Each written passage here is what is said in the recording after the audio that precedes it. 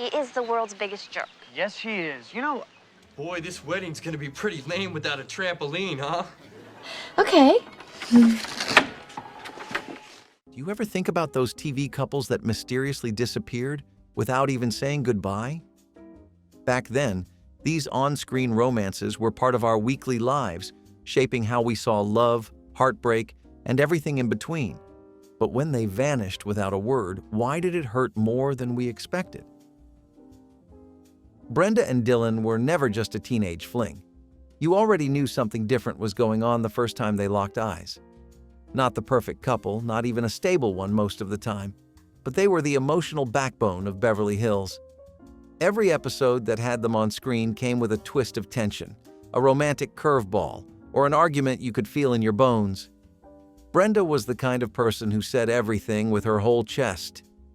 Dylan barely said anything at all, and yet, somehow, they worked. That is what made their sudden goodbye hurt more than anything else. They never actually said goodbye, if we are being honest. One day, Brenda was part of the story. The next, she was just gone.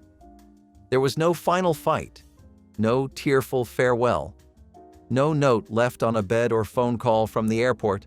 Dylan moved on, the show moved on, and everyone acted like she had not been the center of it all just a few episodes ago. What makes it worse is that their relationship was not just popular. It was foundational. There was no Beverly Hills without them. When Brenda moved to Paris and never really came back, it felt like something deep in the show's heart had been scooped out. And yes, we know there were backstage stories, contracts, drama, tensions. But that is not what you remember when you are just sitting there with your teenage memories in your lap, wondering why that couple you rooted for never even got a proper send-off. The show tried to move forward like nothing happened. They gave Dylan new romances. Brenda's name got mentioned a few times. But that kind of unresolved energy sticks to you. It leaves something hanging in the air. And if you were watching back then, you remember that feeling. You remember tuning in, week after week, hoping they would cross paths again, hoping there would be closure. It never came, which means, in a strange way, they are still out there in some part of TV memory, still unfinished, still waiting, still mysterious, still not saying goodbye. Angela and Jordan were messy, not in a dramatic, over-the-top soap opera way, but in that quiet, slow-burning way that actually felt like high school. She was thoughtful and intense. He was withdrawn and infuriating. But when they finally kissed, in that episode on that hallway floor, with that song playing in the background, it was like time stopped. You could hear the country exhale. This was not just a love story. It was a collision. Angela wanted something real. Jordan had no idea what he wanted, except maybe to be seen.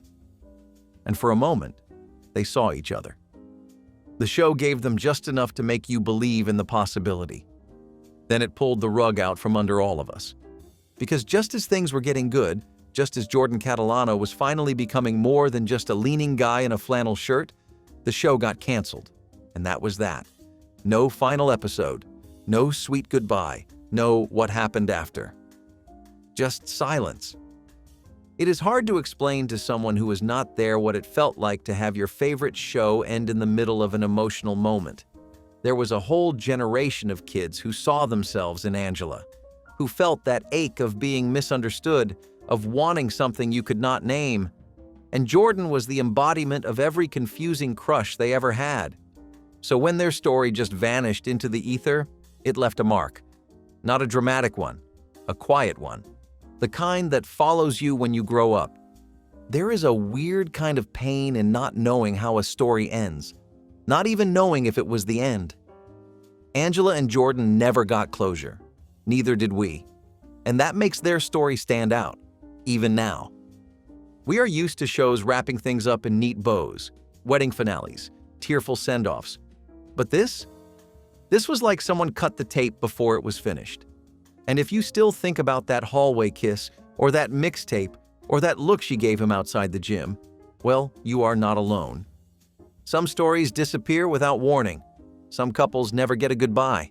Angela and Jordan were one of those. And that unfinished ending still echoes. Judy and Richie were never meant to be the headline of Family Matters, but they were there, the sweet high school couple, the quiet charm of Richie's awkward affection, Judy's gentle confidence. And then, one day, they were not. Judy was not just written off the show. She vanished. Literally. Mid-series. Without a goodbye, without a final scene, without even a passing mention. One week, she was a part of the Winslow house. The next, it was like she had never existed. That kind of erasure hits differently, especially when it is a sitcom. Especially when the show is all about family. Richie stuck around, kind of. But the sweet little spark he had with Judy faded out of the story like fog in sunlight. The writers never circled back. The audience never got an explanation. And what was once a wholesome piece of the show's emotional core got tossed into the TV void. You can talk about ratings. You can talk about cast reshuffles. You can even talk about how Family Matters slowly turned into the Steve Urkel show. But at the end of the day, Judy and Richie were more than a side plot. They were the kids. They were the heart. And no one ever even said goodbye. If you were watching back then, you probably remember how strange it felt. How an entire person and their budding romance could be pulled out of a story with no warning. It was like pretending the family photo never had that one sister in it. And when we think about TV couples that disappeared, we do not always think about the youngest ones. But Judy and Richie deserved more than a silent exit. Because it is not just about love stories. It is about people, about how easily they can be forgotten. Family Matters ran for years. It gave us laughs, lessons, and love. But it also gave us one of the strangest vanishings in sitcom history. And no matter how many jokes or theme songs you throw at it, the absence of Judy, and that quiet goodbye that never came, will always feel a little too loud. Maggie and Joel were never supposed to work. That was the whole point. She was Alaska. He was New York. She flew planes. He made diagnoses. And still, for 6 long, strange seasons, they pushed and pulled their way into something that actually might have been love. Northern Exposure was not your typical love story kind of show. It was weird, quirky, offbeat. But Maggie and Joel gave it something solid, something warm, something you could root for. And then Joel left. Just like that. No epic farewell, no closure. One episode he is there, fighting himself over whether to stay. The next he is gone, and the town just adjusts. Maggie too, somehow.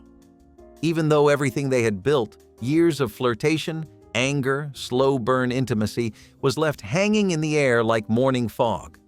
Their goodbye was not just silent, it was confusing. There was a storyline, sure. Joel gets pulled toward a spiritual journey. But it never felt like the real reason. It felt like someone behind the scenes changed the rules without telling the characters. The tension between Joel and Maggie was electric because it never fully resolved.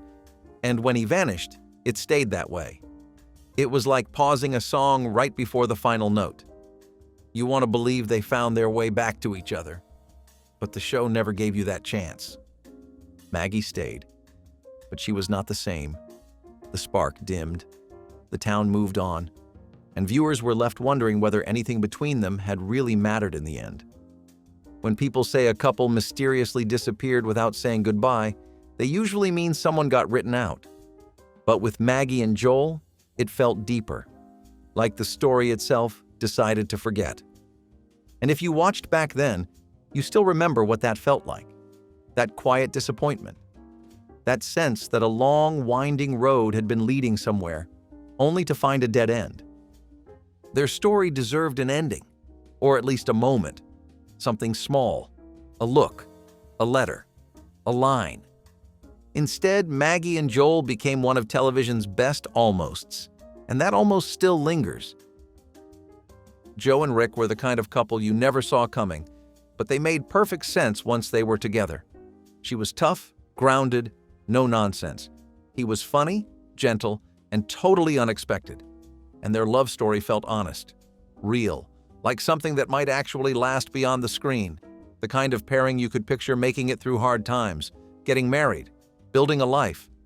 And then, nothing. No dramatic breakup, no falling out, no emotional send-off. Rick just disappeared. One season, they are building toward forever. The next, Joe is solo, and the relationship is barely a footnote. It felt like being ghosted by the show itself. Not because the relationship fell apart on screen, but because it just evaporated, quietly, without warning. That is what makes it hurt more. The Facts of Life was all about change, about growing up. But Joe and Rick were supposed to be one of the constants. They had a wedding, a life, a rhythm. But when Rick vanished, so did that sense of stability. It left Joe floating, still strong, still Joe, but missing something essential. For longtime fans, it was hard to ignore. Rick was not a minor character. He was a husband, a partner, a part of Joe's world. And then, for reasons never fully explained, he was just not. Shows shift.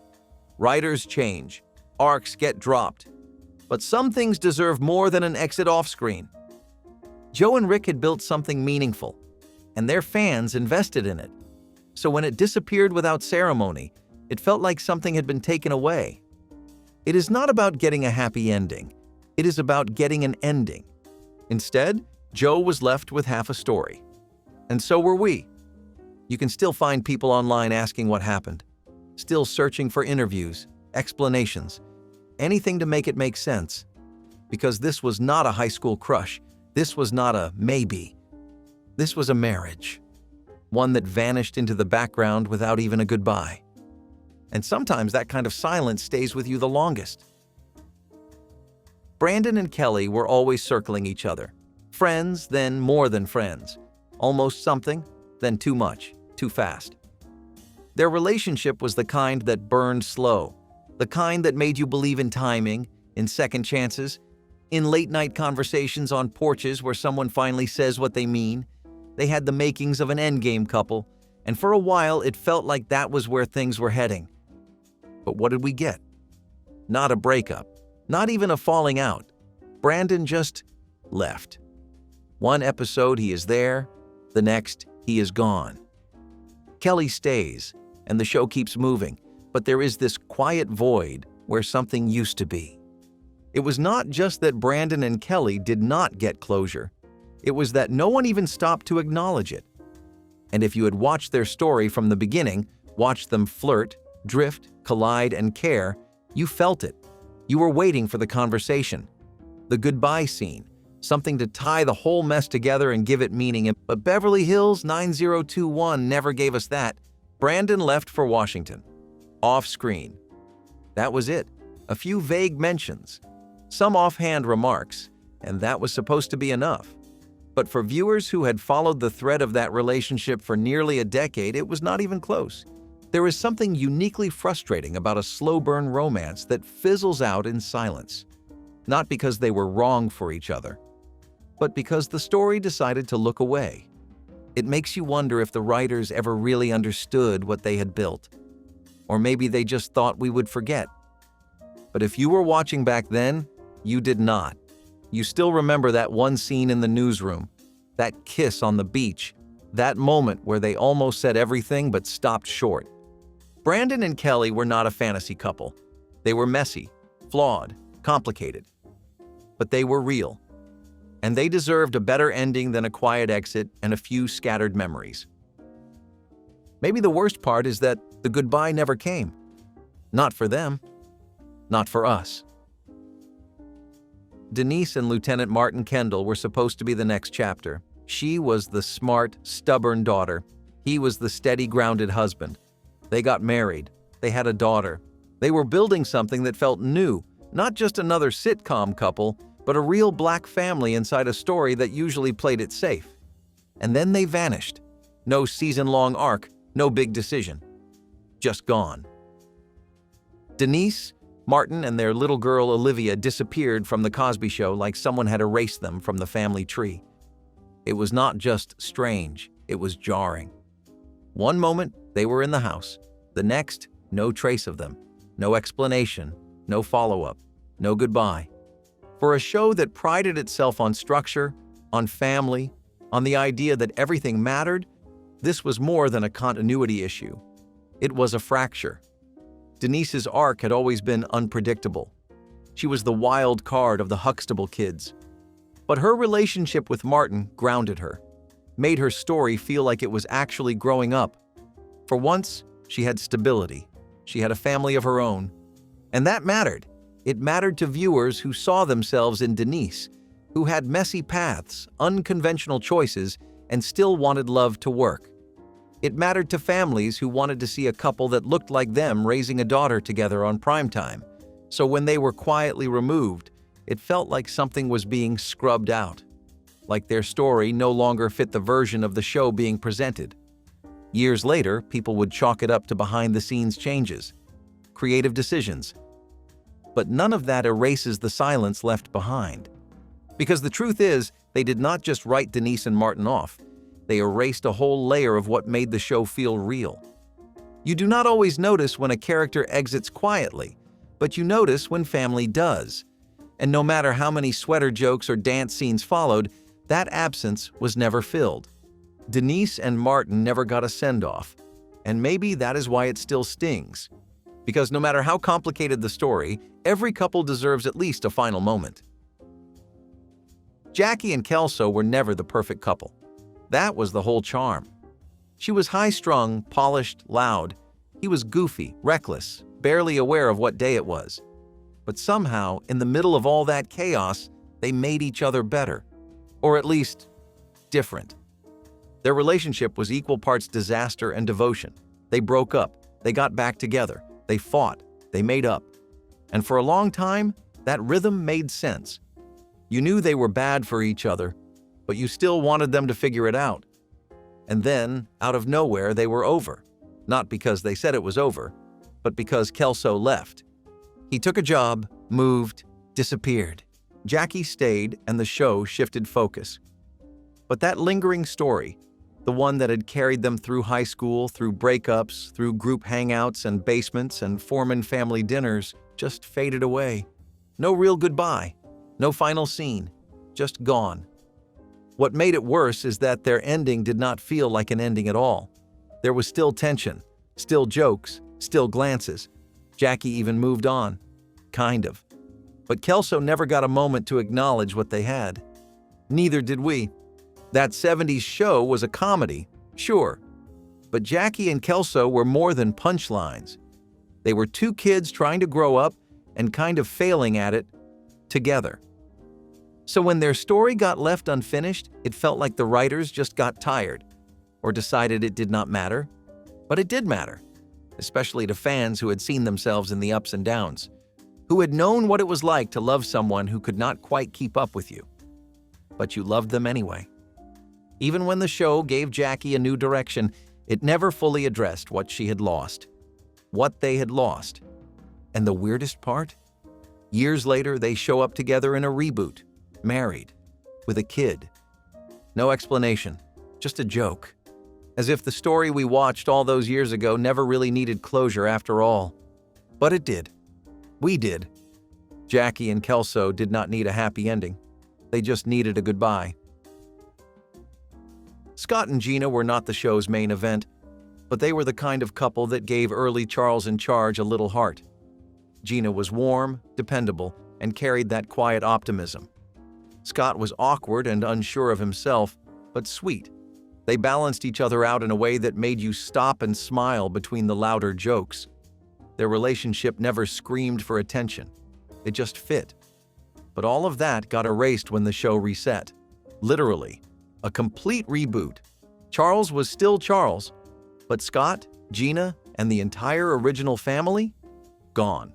No warning, no send-off. Just a new family in the house and a new chapter that pretended the old one never happened. For a show with "In Charge" in the title, it had zero control over continuity. And Scott and Gina paid the price. Their sweet little love story disappeared overnight. That kind of rewrite is more than just a casting change. It is a memory wipe. For people who had connected with those early episodes, it felt like someone had hit the reset button on purpose. Like we were not supposed to care that Scott and Gina existed, but we did. They were part of that first impression. the early energy, the setup that gave Charles a reason to care and viewers a reason to tune in. And it is not just that they vanished. It is that no one talked about them again. No call, no postcard, no remember when. Just empty space. And it leaves you wondering, were those early episodes just filler? Or did they actually matter, and the show just decided to move on without looking back? Either way, Scott and Gina's quiet romance got buried under the weight of a format change, and that erasure still lingers, because a story without an ending is still a story, and this one was left unfinished. Corey and Topanga were supposed to be forever. They told us that. The show told us that. And for years, it felt true.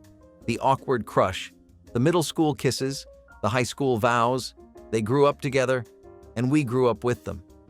But then something weird happened. Out of nowhere, they broke up. No cheating, no betrayal, just doubt. Corey got scared, Topanga pulled away, and for a brief moment, everything fell apart. It was the kind of breakup that felt too real, not dramatic, not theatrical, just empty. And that made it worse. What hurt was not just the split. It was how quiet it was, how unresolved. The characters kept moving forward, but it felt like something had snapped inside the show. The magic was gone. And when they did get back together, it did not come with a real reckoning. No deep conversation, no honest look at what happened. Just a reunion, as if that stretch of silence had never existed. But it did. And if you watched back then, you remember how confusing it was. Corey and Topanga were supposed to be the one thing you could count on. So when the show broke them up, and then barely explained why, it created a kind of emotional static. Like you were watching the right couple in the wrong story. Their separation did not last long. But the way it was handled, that stayed with people. Because it introduced doubt in them, in the writers, in the promise that love stories on TV always make sense in the end. Corey and Topanga still got married, still ended the show together. But something changed after that break. Something subtle, a crack in the perfect picture. A reminder that even forever, couples can fall apart without warning. And sometimes they come back together without saying what went wrong. Roger was not the love of Aunt Bee's life, but for a few episodes he could have been. He was kind, polite, the kind of gentleman caller you expected in Mayberry. Respectful, slow-talking, a little stiff but steady. And Aunt Bee, after years of pouring coffee and keeping house, finally had something of her own. A man who saw her, a spark of companionship. But then, like so many small-town romances on television, it faded into nothing. One season, he is there, smiling across the dinner table. The next, not even a mention. No fight, no farewell, just gone.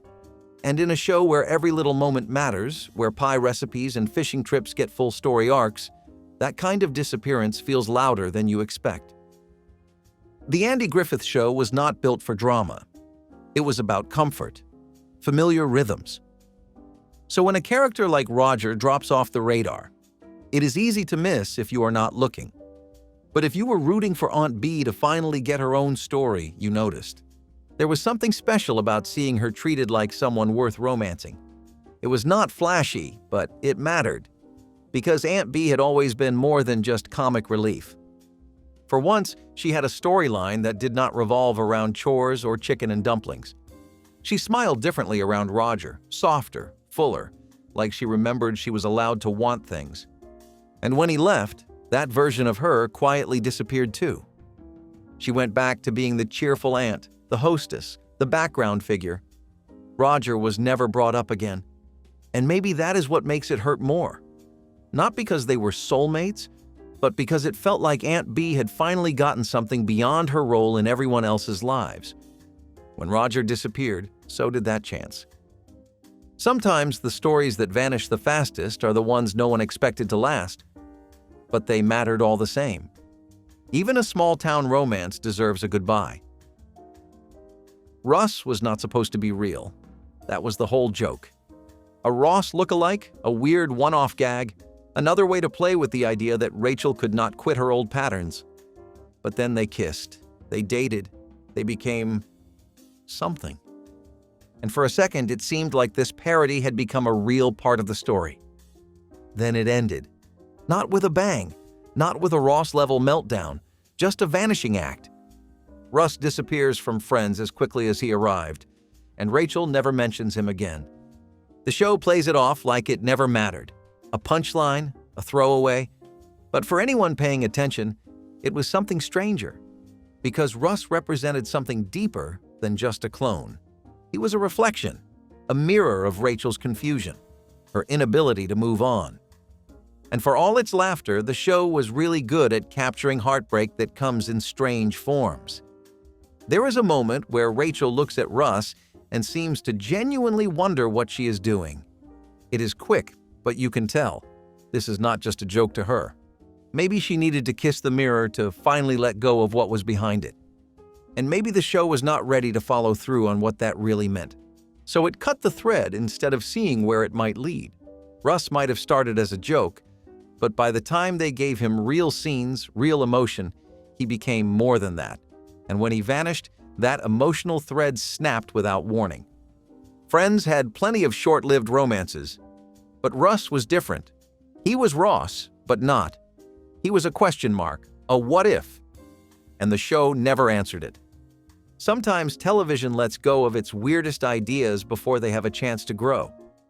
But once you give a character feelings, a relationship, and a kiss, you owe them a goodbye. Russ never got one, and Rachel, she just moved on. But if you remember those few episodes, you know that something strange and kind of real happened there, and then it just stopped. Tina and Jimmy Jr. were never stable, but that is what made them fun to watch. One minute, Tina is head over heels. The next, Jimmy is dancing away like he does not even remember they went on a date.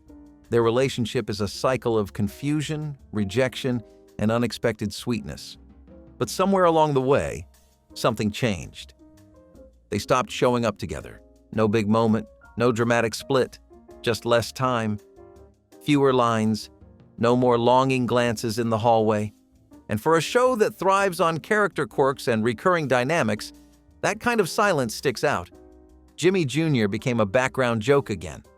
Tina found herself tangled in side plots and short crushes, but the thread that tied them together just unraveled. It is easy to dismiss because Bob's Burgers is built on chaos and comedy, but Tina's feelings were never played entirely for laughs. Her longing was sincere, her awkwardness felt real, and Jimmy Jr., in all his cluelessness, gave her just enough hope to keep you believing something might grow there. There was a rhythm to their weirdness that felt familiar, like a middle school dance that never ended. Jimmy was never the perfect boyfriend, but he was her crush, and that counted for something. Even when he said the wrong thing or did not show up, Tina kept trying. That kind of perseverance is rare, even in cartoons, so when the show let it all drop, it felt like we lost a little bit of Tina's story too. So when their story faded out without a word, it left a gap. No closure, no acknowledgement, just two kids passing each other in the hallway. And maybe that is the point. Not every middle school crush becomes something, but on television, we usually get an answer. With Tina and Jimmy Jr., we got a shrug. Sometimes, even a cartoon romance deserves an ending. Voltater from the Wild Wild West did not need many words to make an impression. He was tall, silent, and terrifying. The muscle behind the mastermind, Dr. Lovelace, a man whose sheer size and presence made him one of the most intimidating figures of his time. Voltater was not just a henchman. He was a symbol of power, menace, and mystery. He appeared in a handful of episodes and then nothing. No showdown, no arrest, no epic betrayal or tragic defeat.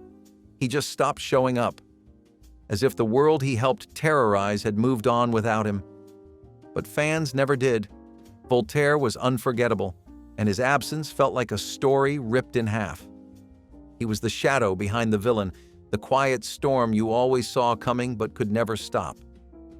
Without him, Dr. Lovelace suddenly felt incomplete. Dr. Lovelace went on without him, but it never felt the same. Something vital was missing. And no one ever said why. Was the actor unavailable? Was the role too intimidating for family-friendly television? Or did the writers simply not know how to end him properly? It is easy to forget henchmen. They are seen as disposable. But Voltater was more than that. He loomed. He lingered. And when he disappeared, it felt like something had gone unresolved, like a threat still hanging in the air. In the world of Western espionage, justice was supposed to be swift, but Voltater escaped that. He faded into legend, never to face the law or answer for his role. And in that silence, a question remains. How do you stop a villain who never got caught? Laurie Foreman was the big sister you loved to hate on that 70s show. Sarcastic, manipulative, and endlessly flirty, she was the queen bee of basement drama. Laurie added chaos to the Foreman household in all the best ways, but after season 3, she simply disappeared. No explanation, no goodbye. When she did return in season 5, she was played by a different actress, and just as quickly, she vanished again. The show moved on, like Laurie had never left her mark on Point Place. No one even blinked. She was not just a punchline, she was an emotional bomb waiting to go off in every room she entered. Her presence made Eric weaker, Kitty more nervous, and Red quietly furious. She was the part of the family that was never stable, and that was what made her essential. Without her, the Foremans felt safer, but a little less real. In real life, her original actress was reportedly dealing with personal struggles, and the show recast her to keep the storyline moving. But the final vanishing left a strange echo, one that felt unfinished. Laurie was a complicated character, but she was also real. She represented rebellion, bad decisions, and the uncomfortable truths about growing up. To see her erased without comment, without conclusion, left a void that was never quite filled. How do you close the door on someone who made the house feel alive? Omorphs was one of those shows you watched with your face close to the screen, not because you were excited, but because you were confused, scared, and absolutely hooked. It was not polished, not even close. The special effects were low budget. The lighting was strange. But the story? The story was unlike anything you had ever seen. Teenagers turning into animals to fight off a secret alien invasion. That alone was enough to grab your attention. But then came the darkness, the questions, the weight. What happens when you cannot turn back? When war makes you lose your humanity, literally. Omorphs was not afraid to go there. It took big philosophical themes and squeezed them into a teen drama that never let you get too comfortable. Each transformation came with a cost. The characters were not superheroes. They were scared kids forced to carry secrets bigger than they could understand. And underneath the sci-fi weirdness was a terrifying truth. Sometimes growing up means becoming something you do not recognize. The show was intense, quietly tragic. It made you think about sacrifice, identity, and what it means to protect the people you love, even if it means losing yourself along the way. Omorphs was messy, yes, but so is adolescence, and that is exactly why it mattered.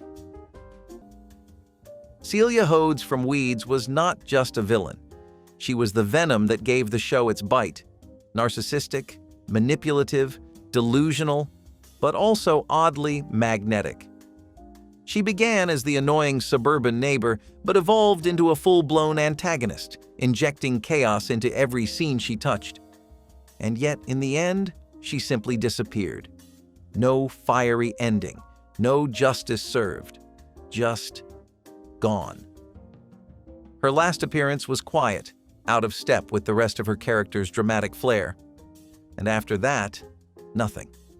The show moved on, almost pretending she never existed. That absence spoke louder than anything she ever screamed on screen. Celia had been a linchpin of the early seasons, a foil to Nancy, a danger to herself and others. She spiraled, she burned bridges, and she always clawed her way back into the spotlight. Until one day, the spotlight cut off. Fans were left stunned, not because she was missed, though some did, but because a character so bold was denied a bold ending. a villain without a finale, a chaos engine without a crash. Some say her character arc had run its course. Others believe behind-the-scenes decisions played a role. But nothing excuses the lack of resolution. She was not a background player. She was front and center. And when a show lets someone like that vanish without a reckoning, it leaves a gaping hole where drama and accountability used to be. It is not that Celia deserved redemption. She deserved consequences. And instead, she got a ghost exit. Ben Geller was Ross Geller's son from his first marriage and Friends. He was there through the early seasons, sometimes adorable, sometimes awkward, but always a reminder of Ross's complicated life. But somewhere around season 8, Ben simply stopped showing up. He was not mentioned. He was not seen at family events. He was not even referenced during major milestones in Ross's life. It was like he disappeared into a television black hole. And unlike many vanishing characters, Ben's disappearance felt especially personal, because Friends was all about relationships, growth, and adulthood. How could Ross continue to date, move in with Rachel, and raise a new daughter while his first child simply ceased to exist? Behind the scenes, the producers shifted the show's focus away from parenting and more toward the core group's friendships. But that does not change the emotional cost. Ben was a symbol of a life that was not so easily erased. There was no scene of Ross explaining why Ben was not around. No call to say he was staying with his mother. No tension between Ben and baby Emma to justify the separation. The father-son bond, once so central, was replaced with complete silence. And with that silence, the show quietly asked us to pretend that fatherhood had an expiration date. It was as if a decade's worth of storytelling could be undone with one unspoken decision. What kind of narrative leaves out a child like a dropped punchline?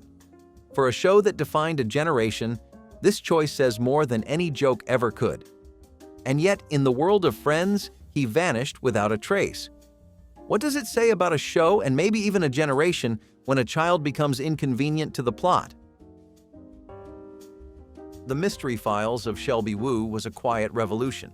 A teenage girl of color solving crimes on television without needing superpowers, a makeover, or a boy to save her. Shelby Woo worked hard, harder than anyone around her. She interned at the police department. She took notes. She asked the questions no one else did, and she always found the truth. She was not flashy. She was not loud, but she was brilliant, determined, sharp as a tack. And maybe that is why her show has been so forgotten, because it did not scream for attention. It earned it. Week after week, Shelby solved mysteries that were never too scary, never too simple, but always full of human details. A stolen trophy, a hidden letter, a secret someone would do anything to keep buried. And Shelby followed the trail not with gadgets or gimmicks, but with focus, with heart. She listened, she watched, she paid attention, and she always believed that the truth was worth the risk. The show did something rare. It gave us a girl who was allowed to be serious, not snarky, not quirky, just focused and full of fire. And it did not feel forced. It felt earned. Shelby Woo showed that being smart was not a flaw, that being curious was powerful, and that being different was not something to hide. It was something to build your life around. Watching her now, you realize how badly we still need stories like this. Girls solving problems, kids being taken seriously. Mysteries that matter, not because they are dangerous, but because they are real. Shelby never needed a cape. She just needed a notepad and the guts to keep asking questions. Detective Daniels from Brooklyn. 9-9 is one of television's most peculiar ghosts, not because she died or even because she was erased, but because she never really had a chance to live at all. She appeared in the pilot episode, introduced confidently alongside the rest of the squad. She had a badge, a desk, a role. But after that first episode, gone. No explanation, no reassignment, not even a name drop in a hallway scene. For a show built around camaraderie and quirky workplace bonds, her disappearance was like a glitch in the foundation. Fans noticed instantly. Where did she go? Why was she never mentioned again? Theories popped up. Maybe the actress left, maybe the writers restructured the ensemble, but none of them answered the real question. Why bring her in at all if she would be cast out without cause? She was a mystery wrapped in silence, and that made her more unsettling than any plot twist. Daniels was not a villain, but her vanishing act echoes the same unresolved tension. A presence erased, a potential path abandoned. She is the kind of character that forces us to think about how disposable people can become in the mechanics of storytelling. You blink, and suddenly they are gone. Not with a bang, but with an edit. And in a show that prided itself on emotional depth and justice, even comedic justice, Daniel's unexplained exit feels like unfinished business, like a question the precinct was never allowed to ask. Luke Ventura worked with Al Bundy at the shoe store in Season 1 of Married Dragster with Children. He was cocky. He was charming. He was the anti-Al, a smooth-talking bachelor who made women swoon while Al trudged home to Peg and the kids. Luke brought a certain energy to the early episodes, but after Season 1, he disappeared without a trace. He was never fired, never transferred, never mentioned. One day, he was just not there. The shoe store remained, but Luke was scrubbed from its history. He had punchlines, chemistry, and an established presence. Then the credits rolled and erased him. There was no locker left unclaimed, no spare chair that made characters pause. His exit was not a moment, it was a deletion. And the silence made it feel like he had never existed at all. Some say the character was too similar to Al. Others say the chemistry did not quite land. But what sticks is the absence. Because Luke was part of those earliest episodes, part of the first impressions that made viewers stick around. And then he was gone, like a coworker you never said goodbye to. Maybe the show found its rhythm by losing him. Or maybe, just maybe, the world of Married with Children is littered with ghosts we barely remember, but once laughed with. How many of them are still standing at the shoe counter waiting to be written back in? Eurekas Castle was pure bedtime story magic, the kind that wrapped around your brain like a lullaby and whispered, "Let's stay in make-believe a little longer." It was not trying to sell you anything. It was not speeding up your attention span. It was a slow, weird, wonderful puppet world living inside a musical castle, and somehow that made perfect sense to you as a kid. Eureka was a young wizard in training, curious, clumsy, full of charm, and the whole castle was her playground. There was a dragon who could not stop sneezing. There were mice who ran a kitchen. There was even a wind-up bat with a singing voice. Every corner of that castle felt alive, like it was breathing with imagination. But what really made it work was how unafraid it was to be quiet, to sit in a song, to wander through a story without rushing the ending. It was soft, in the best way. It had this dreamy tone that felt like reading a picture book under a blanket, and the puppets had so much personality that you would forget they were foam and felt. The music was warm, the stories were silly but never empty, and there was always this undercurrent of kindness, like no matter what went wrong, the castle would still be there in the morning. Eurekas Castle was not about learning letters or solving mysteries. It was about learning how to feel safe in the world, one tiny adventure at a time. It did not matter if the plot made sense. What mattered was that you felt welcomed. You felt soothed. And maybe that is why it stayed with you longer than you expected. It was not a show you watched to get hyped. It was a show you watched to feel held. 7 from Married with Children was the kid who was never supposed to stay, but no one expected him to be deleted like a glitch. When he first showed up, he was introduced as a long-lost cousin dumped on the Bundys by even more dysfunctional relatives. He was weird, he was needy, and he stood out like a sore thumb. But that was the point, right? To add chaos to a show already built on it? Yet, instead of embracing his awkwardness, the show seemed to regret him. As fast as he arrived, he vanished. No goodbye, no foster care plot, no update from the family who had to raise him. Just gone. And somehow, the show never looked back. The strangest part? 7 was in the opening credits for a while, even after he stopped appearing, like a ghost haunting the couch. Rumors swirled for years. Some blamed negative fan reaction. Others whispered about behind-the-scenes drama. But no official explanation ever came. It was as if the show wanted to pretend the experiment never happened, even though everyone remembered it. That kind of disappearance does not just rewrite a character, it rewrites reality. And that silence? That was louder than anything the show could have said. Seven was not just a forgotten side character. He was a child, a member of the household, and yet he was discarded like a failed experiment. It turned a comedy into something darker. Because when you erase a child without explanation, it stops being funny. It becomes tragic. Even in a show built on dysfunction, there should be some line.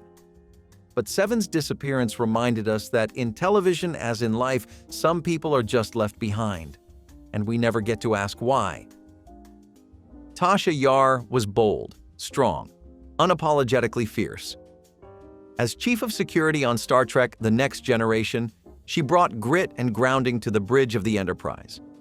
Then, in Season 1, she was killed by an alien force with barely any ceremony. Her death felt abrupt, underwhelming, even random. But that was not the end of her story. Yar kept coming back in strange forms, alternate realities, time loops, and even as a cloned villain. Each version chipped away at her legacy until it became unclear which Yar fans were supposed to remember. She became more concept than character, a symbol of creative guilt playing out through convoluted canon. What began as an impactful loss was slowly diluted by repeated reimaginings. Instead of giving her the honor of a full goodbye, the show kept rewriting her shadow. And in doing so, it left her fans unsure if she was remembered out of respect or out of regret. Was she the tough security chief who stood her ground, or a recurring phantom kept alive by narrative guilt? Behind the scenes, actress Denise Crosby left due to frustration with how little her character was being developed. The writers tried to make up for it, but in trying to keep Yar alive, they muddled what made her matter in the first place. What happens when a character dies too early and then lives too long in the wrong ways? Roundhouse was what happened when raw teen energy smashed into a live stage and exploded into music, movement, and unapologetic weirdness. It was not just a sketch show. It was a stage, a rotating one literally, where comedy met chaos and somehow made sense of being a teenager in the 1990s.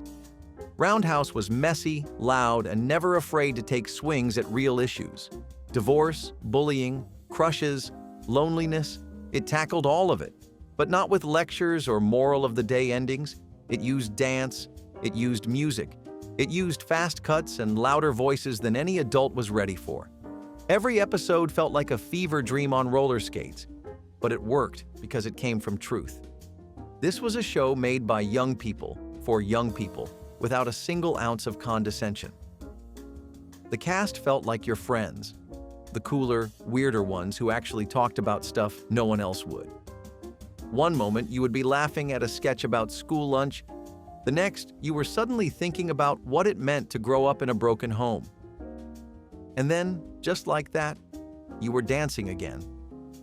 Roundhouse made you feel seen, not polished, not perfect, just seen. It was the voice in your head screaming, "Why does no one talk about this?" And then suddenly, they did.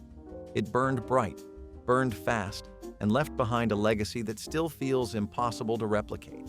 It was not just a kids' show. It was a stage for everything real, messy, and beautiful about growing up. Monica Dawson from Heroes should have been a game changer.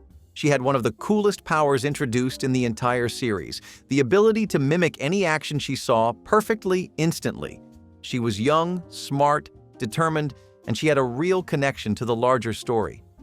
But in a series that promised to celebrate unique gifts, Monica's gift was quietly buried. She was introduced in Season 2, given a small arc of personal growth, and then nothing. No death, no abduction, no heroic sacrifice. She was never seen or mentioned again, like she had never existed. It was a silence so sharp it felt deliberate. The kind that makes you wonder if something was taken from us, if the show got scared of its own potential. Monica was more than her power. She represented possibility, representation, legacy. She was a black heroine in a world that sorely lacked them. But she was dropped without explanation, as if her story was just a side note in someone else's saga. Fans kept asking, "What happened to Monica? Where did she go?" But the show never answered. Not in later episodes, not in comics, not in any spin-off. Her narrative thread was cut, clean, and cruel. And with it, something powerful was lost. In a series that kept bringing back characters from the dead, Monica's absence felt intentional, which made it hurt even more. Heroes promised to be about people discovering greatness inside themselves. But when it came to Monica, they blinked and let her fade away. Tina Pinciotti was Donna's younger sister on that 70s show, but only for a moment. She appeared in one episode of season 1, a sweet, red-haired kid who brought a sense of family chaos to the Pinciotti home.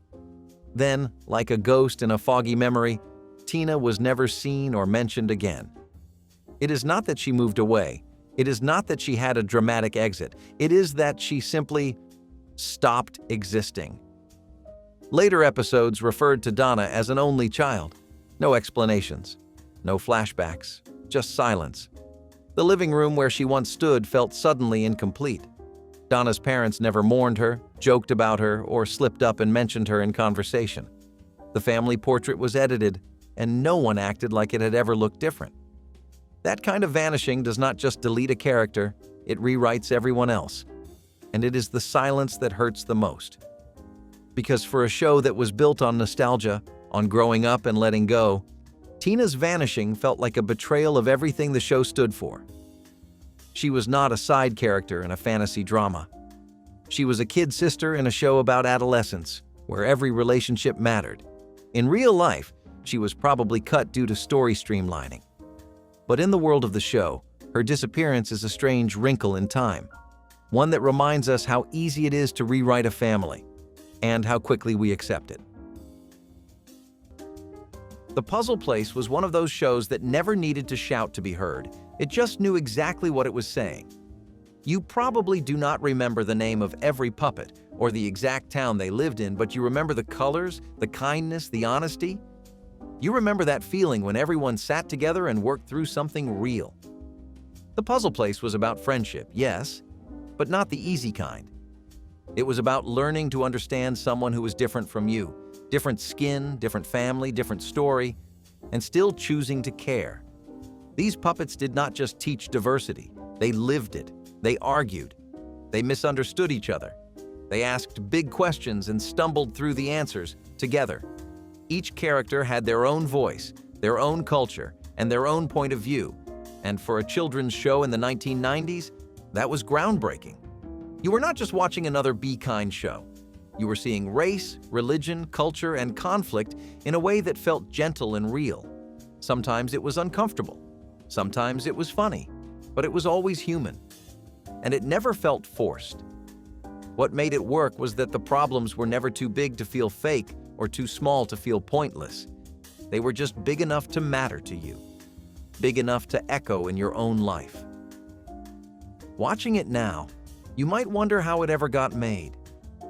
A show this intentional, this thoughtful, this honest about what it means to be part of a community. The Puzzle Place let kids ask the hard questions before adults told them not to. It gave you space to think, and more importantly, space to feel. And now, looking back, you realize it was not just a kids' show. It was an early lesson in empathy, one we all probably needed more than we ever knew. Buzz Murdoch was the heart of Route 66, not just the co-lead, but the soul-searching drifter whose bond with Todd turned the open road into a mirror. Played by George Maharis, Buzz was strong-willed, street-smart, and never afraid to challenge the world. He was not just a traveling companion, he was a brother in arms. And then, in the middle of the journey, he was gone. The show gave a weak explanation. Buzz was in the hospital. But that hospital stay became permanent. He never returned, never wrote, never got a goodbye. He just vanished from the highway. There was no roadside visit, no final voiceover, no letter from the bedside. Just the stillness of empty passenger seats and a character-shaped hole the show refused to acknowledge. For a series built on movement, the way Buzz stopped moving was painfully abrupt. It felt like America had lost one of its own sons, and no one paused to notice.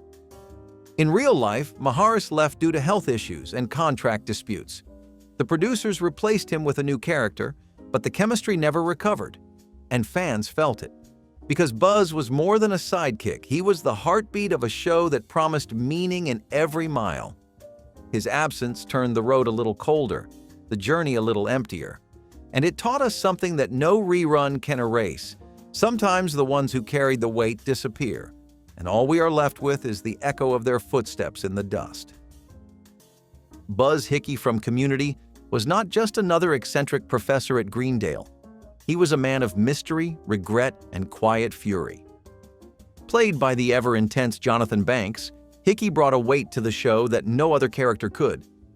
He was the kind of man who said little but carried a lifetime of hard lessons in every glare and grumble. Season 5 let him breathe, even if just barely. He connected with a bed.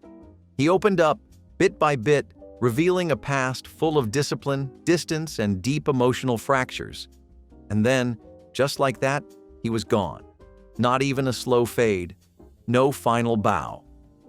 By season 6, Buzz Hickey was only a photograph on a memorial wall, dead, forgotten, and brushed aside with a line of exposition that felt colder than any eulogy. No one said how he died. No one shared what he meant. It was a brutal exit for a character who brought so much depth to a show, often dancing on the edge of absurdity. He had the makings of a quiet icon, an unlikely father figure for the lost and the broken, and to erase him without care was to erase the heart he gave to the chaos. Some say Jonathan Banks left for Better Call Saul. But even if that is true, what was stopping Community from giving him a farewell worthy of the name? Hickey was not a punchline. He was a wounded soul, and the lack of closure felt like a betrayal, not just of the character, but of the audience who saw something human in him. His disappearance was not justice, it was indifference. And in a show obsessed with honoring tropes and meta-references, it is ironic that Buzz Hickey was treated like a trope himself. Here one season, gone the next. Just another ghost in Greendale's halls. The big comfy couch was more than just a place for Lunette to stretch into impossible clock shapes. It was a place that felt safe, soft, and a little bit magic. It is hard to explain to anyone who did not grow up with it why a clown on a couch could be comforting, why a talking doll named Molly could feel like your best friend. But the show had a way of slowing down the world. You would turn it on, and suddenly everything felt like it was okay. Like there was time. Time to clean up the mess. Time to figure out your feelings. Time to be silly without being wrong. Lunette's voice was always gentle, even when she was mad. And those little stories she acted out with Molly on the floor, they hit different. They were not just make-believe. They were metaphors. Quiet little life lessons wrapped up in tea parties and feather dusters. The couch itself felt like a portal. Oversized, exaggerated, and a little surreal. But that was the point. The whole set felt like it belonged to someone who understood what it felt like to be small in a world that never slowed down. You watched for the laughs, the games, the naps on the couch, but you stayed because somewhere in the chaos there was love. Real, kind, patient love. The kind you maybe did not even notice until you missed it. The big comfy couch taught kids that messes could be cleaned up, feelings could be worked through, and everyone has a space where they are allowed to just be. And when Lunette looked into the camera, you really believed she saw you. Not a demographic, not a viewer. You, the kid who needed a break, the kid who needed a laugh, the kid who just wanted someone to sit beside them on the couch and say, "Let's figure it out together." Robin Sylvester from Glee entered the show with a storyline heavy in meaning and unexpected warmth. Sue Sylvester, cold, cutting, and immovable, suddenly had a child, a baby with Down syndrome. The moment was meant to humanize her, to show cracks in her icy armor. And for a while, it worked. Robin brought new dimension, new vulnerability, and the possibility of real emotional growth for Sue. But then, nothing. No character arc, no parenting scenes, no future. Robin faded into the background so fast it felt like the show regretted introducing her. One minute, she was a symbol of unexpected hope. The next, she was an afterthought. Not only was her storyline abandoned, but her very existence became almost invisible. This was not just careless, it was cruel. Because Robin represented more than a plot device. She represented a child, a reality, a challenge. Her presence mattered, and her disappearance, unspoken and unexplored, stripped away something deeper. Glee was never subtle, but this silence was loud. It said, "This part of the story does not fit anymore." And that message hurt. The audience had been asked to care, to feel, to hope. And then they were told to forget. There was no justice here, just an erasure of vulnerability. And for a show built on acceptance and self-expression, abandoning Robin was more than a misstep. It was a betrayal. Which couple's silent goodbye stuck with you? Drop it in the comments, like if you felt it too, and subscribe for more Stories TV Left Behind.